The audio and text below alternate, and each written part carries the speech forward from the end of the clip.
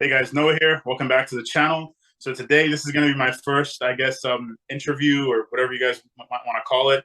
I've been meaning to do this for the longest time, just because, thankfully, I meet so many amazing people through walks of life, whether that's in like work or just going about my day or with my clients, and they truly have some fascinating stories to share. Their experiences.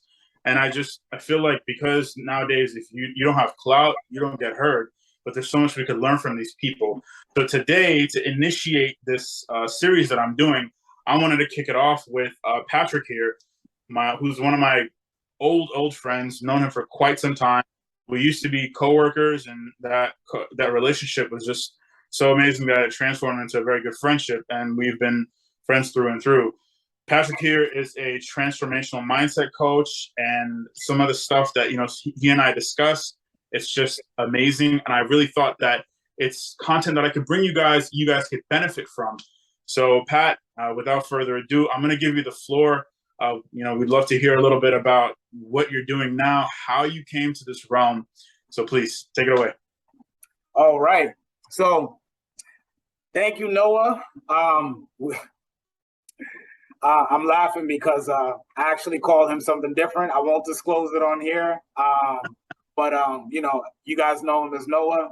This is my guy right here. This is my guy. I'm thrilled to be here. Thank you for inviting me. And I'm serious when I say that, because I think that one of the things I realized about myself is that I love sharing knowledge. I love exchanging knowledge. And the opportunity to be here is a great one. So I'll kick it off just by introducing myself. My name is Patrick Pierre-Louis. I am a transformational mindset coach. And for those of you who don't know what that is I essentially help people shift their mindset so they're able to approach different areas in their life with a different mindset, which will ultimately help them create extraordinary results in their life. That's awesome, man. I know a lot of people, no matter what walk of life you're in, whether you're going through your personal goals, or you have life goals you want to achieve, or even like work-related, school-related, whatever it is, you need to have a proper mindset to be able to tackle these things, right? Yeah, absolutely. One of the things I realized, and this is kind of how I got into coaching, is I realized that there's so many strategies out there to get to find success in your life, right? And success Right. in whatever terms, whether it's your career, relationships, family, fitness, whatever it is, right? There's a lot of strategies out there. And as most people know, there's really no right or wrong strategy, right? To get you to where you need to go. Like, in order to be successful in business, there's no one strategy that you need to follow, and Right. I think as we continue to grow and evolve and innovate, that we've realized that there's so many different ways to kind of get to wherever you want to go. Especially when you think about, there's so many new opportunities that are being created every single day. When you think about like social media, for example, like that kind of came up and blew up out of nowhere. And Right. now it's an opportunity that people are tapping into. So the reason why I'm focusing so much on strategy is because there's no perfect way for anybody to get the results that they want, right? But one of the things that I realized that is always been consistent throughout history, and I think will always be this way, is how do you approach things, right? And I think your approach is going to come down to your mindset. So one of the things that I realized, and I'm actually someone who's very passionate about psychology, neurology, and philosophy. I think they're all interrelated in many ways. But when you think about humans, right? I think one of the things that we kind of like overlook at times is kind of like the root of our nature, right? So think about this for a second. So we have thoughts, right? And whatever your consistent thoughts are, your consistent thoughts start to shape your beliefs, right? And then your beliefs start to shape your actions and your non-actions, right? And then your actions and your non-actions start to shape your results, and your results essentially shape your life. And, absolutely.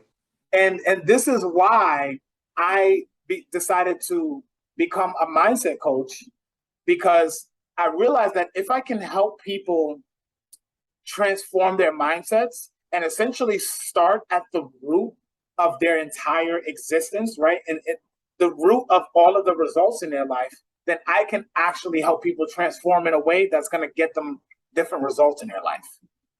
Makes sense. So tell me this, right? You're here, it's 2022, you're here in the stage now. I remember when we had met initially, you remember what year you were working as a manager at that store? Yeah, so that was actually, I believe it was 2011. 2011. I was working, and I know, right? It feels like yesterday. Damn, I've known you for more than 10 years. That's insane. That's actually insane. We're literally both just in this video making that connection. I was like, I've probably known Noah for 5, 6, 7 years. No, we've known each other over a decade now. I got into that store December 2010, and I met you around January or February 2011, or something around that time frame. Yep. So even back then, right? Because I would like to. I want people to understand like how you came to this standpoint where you're like, this is what you're gonna do. What it was that created the Patrick now, right? So I remember back then. So just to give you guys a bit background, I used to work in Metro PCS as a sales associate, and at the time, like I was a hustler. So I was going around and just kind of giving stuff to anybody and everybody. I would even go to the competition. And Patrick here, he was manager at one of the top performing stores in the area. And he, just because of his leadership, his drive, his hustle, he was able to quickly navigate from just a sales associate to assistant, supervisor, all that good stuff, now to running his own store. And even that, continuing his trajectory in just like retail, he went on to better stores. But I met him because I went into his store and I was like, hey, we have better offers than you. Why don't you send us your customers? And so, that's where he was like, all right, this kid, he's something different. And that's how we got started. And working under Patrick, I mean, he even it was something as like minuscule as just selling cell phones, right? Or adding cases and stuff like that. It's something minor. But I really saw like the drive and like the conviction that he spoke with something so minor. And from there, like I just knew that this guy, he has this like charisma to lead. And so like it's no surprise to me that he is in the position that he is today. And I would love to hear more about, because after that, we went to separate stores and I got picked up, went to a different store. You went to your own store. So what was the journey between then and now to really like personally morph you into this transformational mindset coach that you are now? Yeah, I can tell you something, man. I'm always evolving. Yeah. And I think that's the beautiful part about my life. I think that there was times in my life where I felt like, okay, this is going to be my path. This is where I see myself. And, in some ways it's really good to kind of define yourself, but in other ways it can actually be limiting, because what I've realized as I've grown as a person is that allowing myself to be in a space where I'm exploring, that really, really, puts me, I think, at an advantage for me to kind of discover things that I may not have realized that I was capable of to begin with. So when I think about, back then, as a store manager, one of the things that I've always enjoyed was helping people become the best version of themselves. And yeah, as much as I loved the sales and the commission and the bonuses and stuff with running my own store, what I loved even more of that was helping my team be the best team and best individuals that they possibly can. And that's why I became a store manager. To be honest with you, there was some scenarios where had I stayed an associate, I could have actually made more money. And I became a manager not because of the money, but because of the opportunity to help people reach their full potential. And that theme has always been a consistent theme in my life. It didn't really matter what I was doing, because, I ended up doing a couple different things after Radio Shack.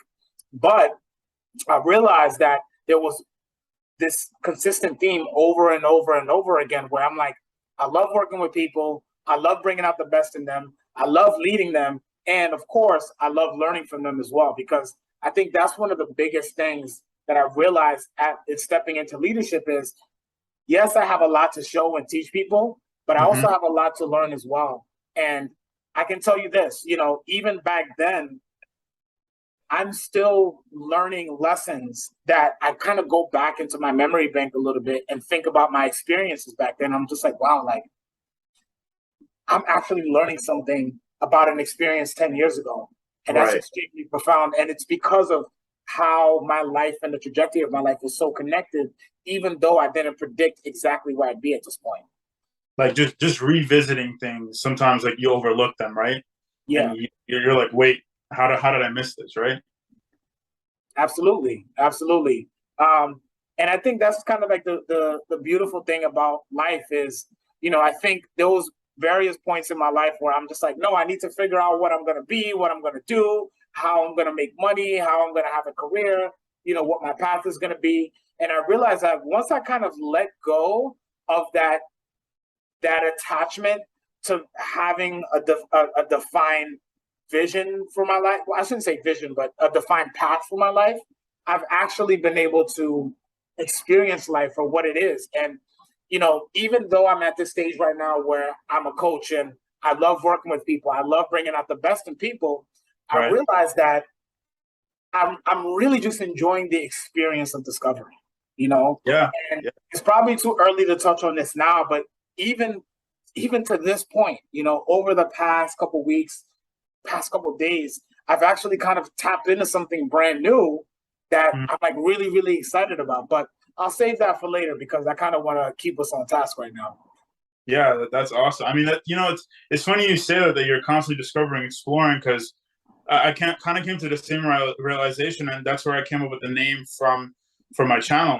Because Noah's Ultimate Adventures. That's really what life is, right? It's an adventure for you to kind of put it into this box of, okay, I'm gonna do A, B. It's also like once you hit that, it's like, okay, then what, right? So you always have to be open to kind of like what the universe is, right? It's constantly expanding. It's not like, all right, we hit it and that's it. We're gonna stop now. No, the universe is expanding, so should your mindset. The opportunity to be open to, whether it's a relationship that could take you to another area, a job that could take you to another area, whatever it is. So when I understood that concept, I told myself that that's really what life is. It's an adventure, and for you to like not think that way, you would prevent yourself from that adventure. And why would you want to do that?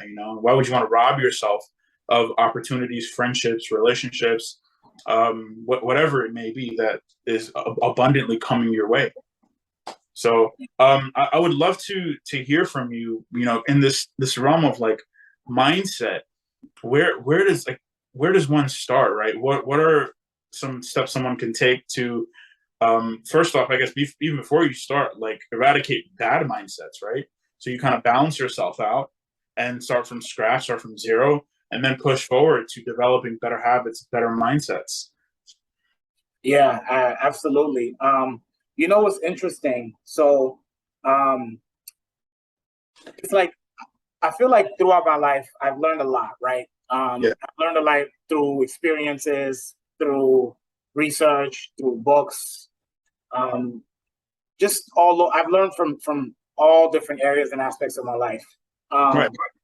And I feel like I knew this, but it wasn't until I actually started working with my own coach that I started to understand. So coach has a coach. The coach has, oh yes, absolutely. You got to learn from somewhere, right? Absolutely. And what's interesting, I'm going to segue this and I'll go back on topic for a second, but I actually got a coach not to become a coach. I got a coach because I needed coaching. I needed coaching. I needed help.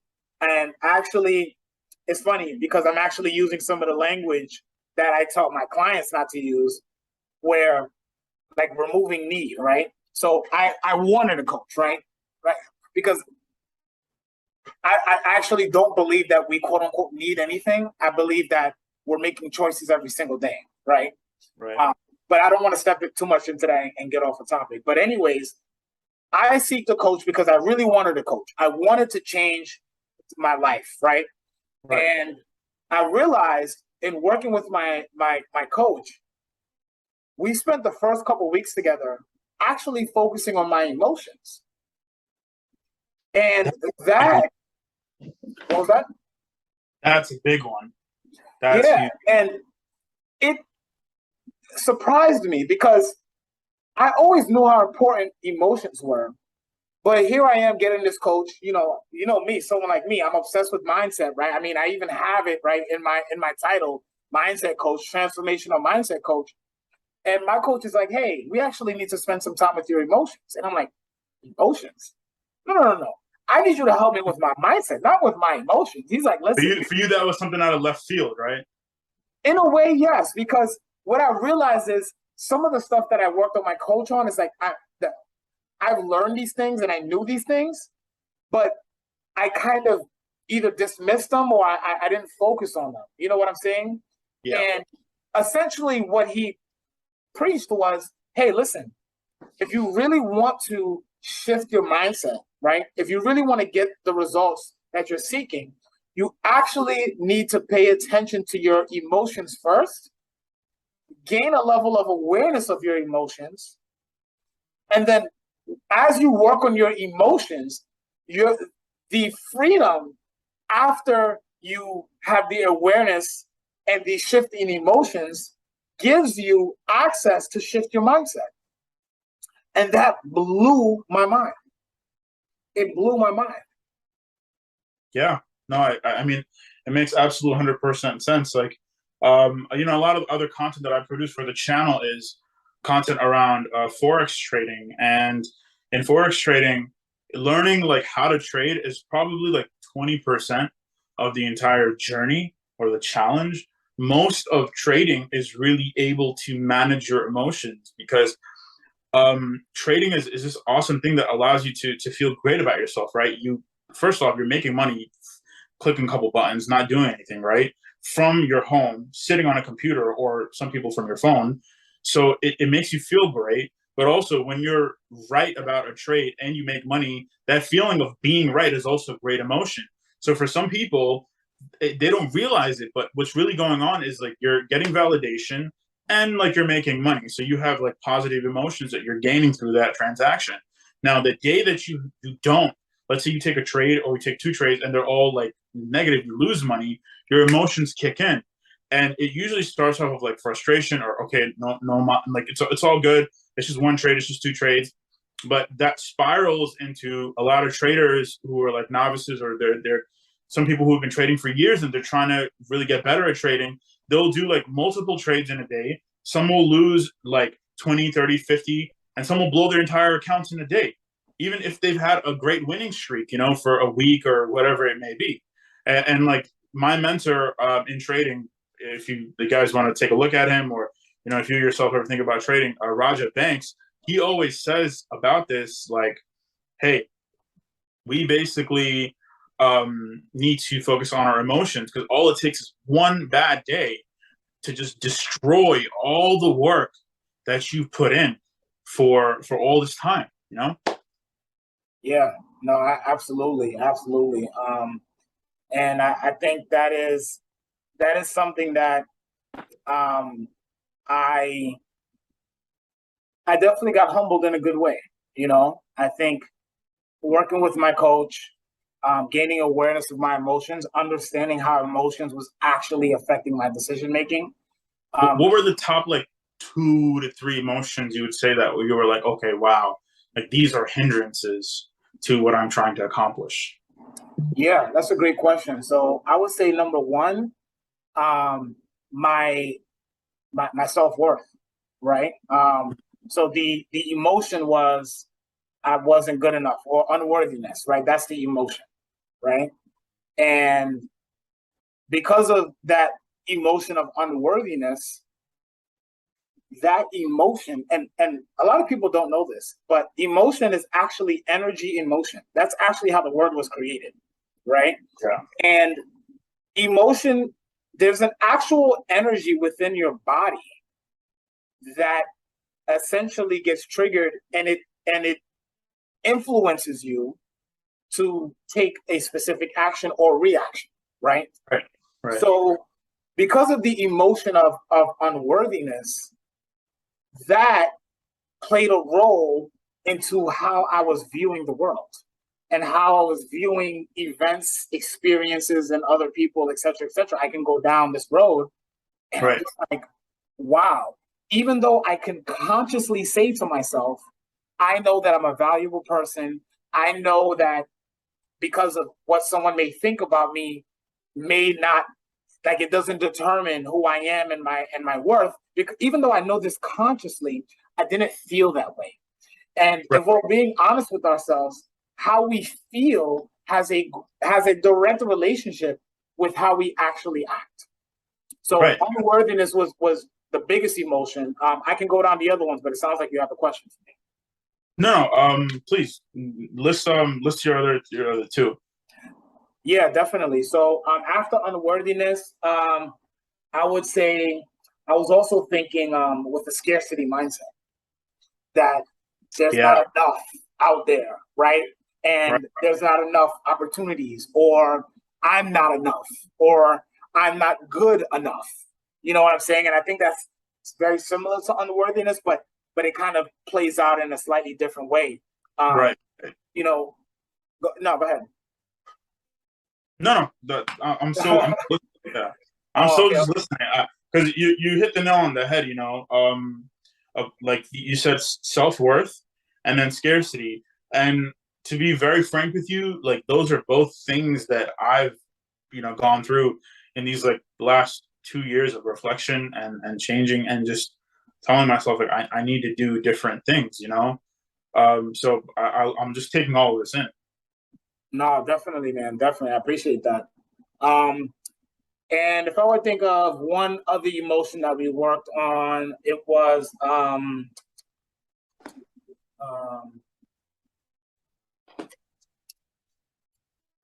it was really just the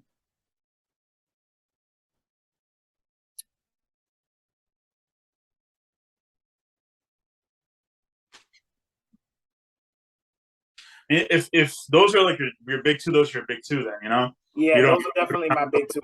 More. I also I like to add on to that because it's nice to hear from you like these structured pathways, right? Of like I guess steps of how to distinguish the things that are preventing you from at least becoming balanced out before you start to move into the positive. For me, another one was I realized like when things weren't going your way, it started with like in Star Wars, I hate to put it like this, like that like trajectory that Yoda is always describing, like something leads to hate leads to anger, fear, that whole thing. It was kind of like that for me in some aspects. So like whenever things wouldn't be going my way for whatever reason, right? It would start with the self-worth, or it would start from like, okay, wow, why is this not working? I've done ABC everything right. Then frustration, and then it would be anger. Like it's just not making sense. Like why is 2 + 2 not equaling 4? 2 + 2 has to equal 4. But in reality, in life, it's not so simple as math, right?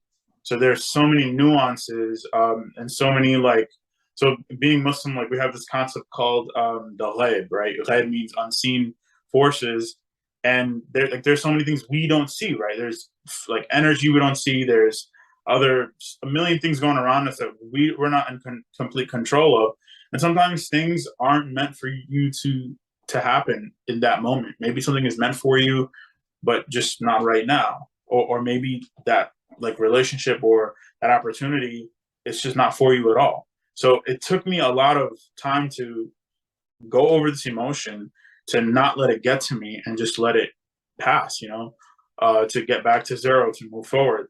So you're basically saying like the biggest thing that someone can do to balance themselves out is start with emotion, right? Yeah.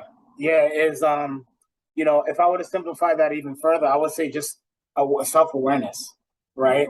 I think what's interesting is even if you don't understand what it is to do to actually, um, improve yourself or transform your mindset or to create different results for your life, Yeah. is to have the self-awareness, right? Is when you're, I give you a good example, right? And it's so funny, like, how our society or how our culture can be shaping us without us even really knowing, right? So Yeah. let's say for instance, and maybe you can relate to this, is let's say you have a really big trade, right? Hmm. And you make 2 grand off just one trade, right? How Yeah. are you going to feel after that? It's phenomenal. You're going to feel phenomenal. And let me ask you a question. Whether you consciously intend to do this or not, do you feel like you're going to connect that win or that success with how you think about yourself? Subconsciously on some level, yeah. Yeah, and I do it too. And one of the things that I tell my clients is, listen, the stuff that I'm coaching you on, it's not because I'm a perfect person and I've mastered all these things. As a matter of fact, I think the best coaches are the ones who actually continuing to do work, which is why for me it's Yeah. important to have a coach because number one, I wouldn't recommend, I wouldn't try to recommend my coaching services to someone else if I didn't believe in coaching. And I didn't get coaching so I can tell people, hey, I have a coach, sign up for my coaching services. It's because no, there's actually work to do. There's actually work to do. So I would say starting off with awareness, because in an example like that, right? You hit a $2,000 trade and you make a $2,000 profit.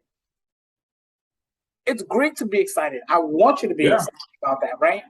But we have to be very mindful of the awareness of that event, because that event, we will most likely categorize that win with, I'm amazing, I'm phenomenal, I'm great, I'm worthy, I'm extraordinary. And you are all those things, but being very mindful of, you're not those things because of Right. the results. You got the results because Right. you are those things. Yep. Yep. And no, sorry to cut you off, but I just want to make sure I connect this point, because if you make a trade and you lose $2,000, That's exactly what I was coming to. yeah, you're Yeah. gonna feel pretty shitty about yourself. You're gonna feel like, oh my goodness, like what's wrong with me? Why did I do this? I should stop trading, or I got to be smarter, or I got to be wiser, and you start having all this judgment. And Yep. the key thing here is to be aware of judgment, right? Yeah. And you get to decide if judgment is going to serve you or work against you, right? Because if you get a $2,000 trade and you gain $2,000 and you judge yourself like, oh, I'm great, I'm doing amazing, my life is amazing, just be mindful that when you lose $2,000, you're also going to have that same judgment as well. And Yep. that's not necessarily going to serve you depending on what your goals are. Now, as a coach, I teach and recommend to all my clients, let's operate from a place of no judgment, right? I Right. want you to be excited about your wins. As a matter of fact, I believe that a lot of times we are not excited enough about our wins. And that's something that I believe is very important. But what I think is important in that same context is to ensure that we're not associating these wins with our identity There you go. and who we are I and how think we that's feel when about ourselves. if you start doing that, people don't realize that, right? Because they'll celebrate the wins and then they'll be like, oh, the win is tied to me equally, just like you said. Like now you're teaching yourself this habit, right? This behavior of like, wins are tied to me because I'm awesome, but if I have losses, that means I'm awful, right? And I've had conversations with some people on this too, of like the you ever heard of like the law of attraction? Absolutely. So some people like, so I believe in the law of attraction, but I feel like there's a nuance to it, right? I think some people take that law too literal. I've heard some people say like, oh man, like if something bad happens, then I attracted it. Like, what did I do? What did I do wrong? Oh my God. And I had this conversation with a friend who was like new to this law, and she was like, I had a bad week and I'm just going over my thoughts, like what did I think to attract it? And I told this person, like, listen, you got to realize sometimes you need a challenge to grow. If you don't have a challenge, then you're not gonna get better, right? Like just when you go to the gym, you lift some weights, your muscle hurts the next day. So that's pain, but through that pain, you persevere, you're gonna have stronger muscle. So there's a lot of these instances where, like you said, you shouldn't be tying your losses or your wins to yourself. So you go up and down all the time. It should just be like, hey, no matter what happens, I am this, right? I am up here. Wins or losses don't determine my worth. It's just the nuance of life, right? And for days, like, so I was watching this interview about Drake, right? I hate to bring it so mainstream, but I love what he said. He goes like, I don't soak over the negative. I don't really like massively celebrate wins. I just keep it moving. And for me, with that, what I took away from that was like, look, you have to be like water, right? If you have a win, that's awesome, that's great, be happy, cool. Don't let it get to your head like you're invincible, like you're amazing, you're awesome. Because then when you have that loss, it's gonna get to you like, damn, maybe I'm not invincible, maybe I'm worthless, maybe I'm crap because I had this loss, right? And not just trading, but just anything in life. So I think you're I'm so glad you brought that up. It's very important to have that distinction moving forward. So I guess once someone has really understood this awareness of yourself, right, of going through life, making sure your emotions are always in check, what would be a good step to move forward with a proper mindset? Yeah. So I think so now that we've developed like the awareness, right? The awareness itself, Right. believe it or not, the awareness alone actually helps us exit the emotions. Mm. And I'm not suggesting that as a way for us to try to exit all of our emotions. I'm not suggesting that. Right. But awareness actually brings us to the present moment. And that is actually a good thing, right? Because Right. we essentially our entire body is kind of just one organ, right? But there's Yeah. obviously multiple organs inside of ourselves. And just kind of understanding that part of awareness, number one, is understanding that we are not our minds. And man, I could talk about this for hours, right? But your brain is an organ. So Yeah. if your brain is an organ and you ever realize that sometimes you're thinking and you actually catch yourself thinking? Yeah. How is it possible that you can catch yourself thinking or you can be listening to your thoughts if you're your thoughts? So This what is I like Inception. huh? Like Inception. It's like Inception. And it's interesting because once I learned this, I started seeing it over and over again in different books that I've read and different people that I spoke to.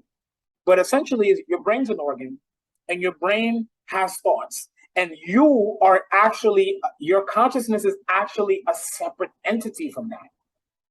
So you can actually observe yourself having thoughts inside of your brain, and you are not those thoughts. Right. So once you start to realize that, wait a minute, I know that I'm a very, let's say, worthy person, right? Person who's worthy of great relationships and friendships and happiness and all these great experiences in your life. And you know this. Why is your inner thoughts, your subconscious saying something else? And that's because your subconscious is a program. And understanding to separate yourself from this brain, from this program, is step one. And that actually is one of the things that actually grant people the most freedom is they're like, wait a minute. So I'm not the thing that's inside my head. Like that is just a program that's kind of running and it's that program is running and it's dictating most 95 to 98% of all of your actions and how you Yeah. think, how you feel, how you behave, and how you ultimately value yourself. It's a thought process, right? It is. It And is. you're taught a thought process based on people you're around, how you grew up, whatever it is. So that's why like you have a difference between people who are very, very successful and people who are like doing pretty good, and then people who just are nowhere near that. It's the thought process, and that thought process leads into different actions, leads to different habits, which leads into just a whole ripple effect of different lifestyle. Yeah. And you asked me about what the next step is after awareness. Yeah. It is to confront whatever comes up, right? And so what I mean by that is, let's say you're practicing awareness and you realize you just had a huge win and you're feeling really excited about it. I want you to be excited about it. Get excited about it. Jump up. I am a big believer. You can celebrate as big as you want to, right? But be mindful about what it is that you're celebrating. You can celebrate the win. I want you to celebrate the win. But celebrate it in a way that you're not idolizing the win itself. You're idolizing the behavior and the mindset that led you to that win. And I would also say you should also idolize, maybe idolize is too strong of a word, but you should also appreciate the same actions even when you quote unquote lose as well. Because what I've realized is one of the things that has granted me the most freedom in my life is focusing on who I'm being and focusing on taking actions that's in alignment with the vision that I have for my life, regardless of the results that I'm getting. I guess it's like, so when you lose, right, you have to maintain your composure.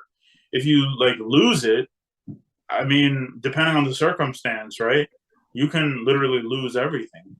And if you think about people who are statesmen, people who are generals of war, right, these tacticians, I love history, so there's so many times I've read about where clearly battles were not for the victors, but they kind of kept their composure first off. We thought about, okay, how can I either minimize the loss, right, or mitigate the risk, or even from doing that, then how can I launch an offensive to make this my day, right? And one of my favorite examples is there's this very, very famous British ship, HMS Victory, Battle of Trafalgar, and it was against the French, and I forgot one other country on the side. Somebody please quote me in the comments, correct me. Basically what happened, the French were outnumbered. They outnumbered the British, and there was no way the British would have won. And back in the day, the way they used to do it, it's ships would line up side by side and blow each other up until one was standing, right? So if you have 100 ships versus 20 ships, clearly the person who has 20 ships is not going to win, right? And so the admiral, it was fascinating. What he did was he was okay, I see the situation. Let me strategize, step back, think back, keep my composure. And normally, since ships would attack head on, what he did was, instead of doing head on, he just went diagonal. And as he went diagonal, the enemy was wait, what the hell's going on? What is he doing? This is not how we're supposed to engage. As he's going diagonally, he's shooting all the ships. So he has this artillery range just hitting all these ships. And that turned the tide of the war. But not only that, it was impossible for him to win, but he made it possible. Why? Because he didn't say, okay, this is a clear loss, I'm done. He kept his composure. And from there, there was such a huge ripple effect, right? Not just for him or his ship or his men that day, but for his entire nation. Yeah, no, that's a very powerful story. I think one of the things that even I didn't understand was keeping your composure, for example, right? Yeah. It didn't mean to avoid. It doesn't mean to avoid or to pretend whatever emotion is coming up to you is not there. Right. Actually, what it means, and this is what my coach helped me on, is to acknowledge the emotion. Mm-hmm. Don't suppress it. Don't avoid it. Don't pretend like it's not there. Allow yourself to experience the emotion. Because remember, emotion is energy, right? Embrace it. Embrace it. Embrace it. Sit with that emotion and allow it to be released, right? And then you're going to make a decision that's aligned with your vision or that's aligned with your intention, not with the emotion. Yeah. And I Absolutely. think that's the biggest difference there, is because I'll give you an example. What I used to do was when I would get angry, I would try really hard to not be angry. And what I was doing was I was tucking in that anger inside of my body. I wasn't allowing that emotion to be released. Right. When in actuality, what would actually serve me better is allowing that anger, first of all, acknowledging that I'm angry, right? Yep. And before I start thinking about a solution, because this is what happens, I'm so obsessed with the solution that I'm ignoring and brushing off the anger because I'm trying to solve something. So Yep. instead, what I do now is I acknowledge that I'm angry and I sit with that anger. I Yeah. sit with the anger. I allow myself to just react in whatever way that I react, right? Sometimes it comes off, depending on the situation, it may not give you a great reaction. Sometimes I may react in a way that is not desirable, but it's very important. And, I can go into the nuances here, but it's very important for me to sit with that emotion. So I'll Right. sit with that emotion of anger and I'll just be like, oh, I'm angry, but I'm not trying to think about the solution. I'm not trying to be happy. I'm just Right. sitting with the acknowledgement that I'm angry. And I just want to like Yeah, cut go in ahead. the distinction of, because some people, it's one thing to get angry, right? And it's one thing to like passively be angry, go through whatever the hell you go through, and then when you like come to it, you're like, oh wow, that's what I did. And a lot of people are like that, right? When they're like, I'm sure you've heard of it. It's like, oh yeah, when I'm angry, I just see red, or I blacked out. I don't know what happened. Like, no, you when you're angry, sometimes I've had like, family point out like, hey, why are you so angry? And I'll just like really grab sense of my faculties and understand like, okay, what is going on with my emotions that's causing me to bring the emotion of anger. And even now, like I'm very like thankful that like my anger is not where it used to be. I used to get angry much more and it would be much more emotional. Now it's much more like logical, I guess you could say. But even then, like I'm very like you said, acknowledging of it. Okay, like now this is the point where you're starting to get angry. How are you gonna react to it, right? So yeah, man. I'm sorry, I just wanted to make that distinction. You actually just reminded me of something that I wanted to touch on. Is Mm-hmm. I think one of the hardest things that I've been doing and working with my coach, right, on the emotion is the honesty. Yeah. So there'd be times where my coach is like, hey, listen, when you're experiencing this emotion, I not only want you to sit with the emotion, but I also want you to sit with the thought that led to that emotion. And that was hard. So I'll give you an example. Yeah.